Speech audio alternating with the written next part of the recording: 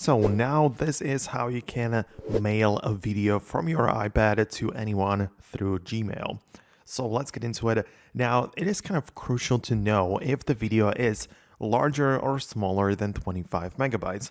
So if you open up the Photos app on your iPad, you can locate that very specific video and you can swipe up on it and it's gonna show you some more information about it, along which you're gonna be able to see like the resolution, but also the storage, the size, the file size, right? So it might be below 25 megabytes, in which case you can send it as attachment. If it's larger, then you can only share it as a link through Google Drive or any kind of cloud service. Regardless, I would recommend you to just locate the file in your Photos or in the Files app, click on Share, and then choose the Gmail option. The video is probably going to be included right there, right? So if it's the smaller one, it's going to be part of the attachment below. So that's pretty simple.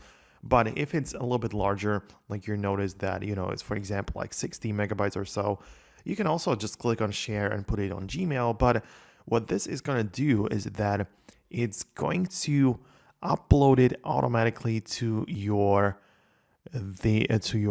like Drive, right? So if you do it through the Share page, it's not gonna let you. So you have to go through the Gmail app right away, and you can just add it through the attachment there, or better yet, you can open up the Google Drive or Dropbox and upload it somewhere to cloud storage, and then you can just set up a shareable link, which is probably a better option to do.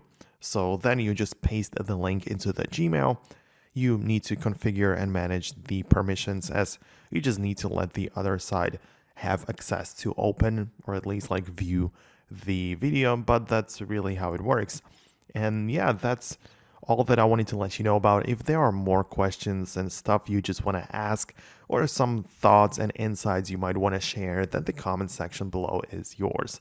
Thanks a lot for watching, and I'm going to catch you in the next tutorial.